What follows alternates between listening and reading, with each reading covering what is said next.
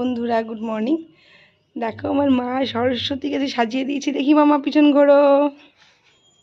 যখন পুজো দিতে যাচ্ছে, আজকে আমাদের পুজো করে বাড়িতে, কিন্তু করিনি এবছর, যেহেতু গঙ্গা স্নান কমপ্লিট হয়নি এক বছর পূজার পরেও, তাই পরের বছর করবো। তো পাশের বাড়িতে যাচ্ছে পুজো দিতে, এই যে এই বাড়িতে। একটু আগিয়ে দিয়ে আসি ওকে, পরে তোমায় দেখাচ্ছি।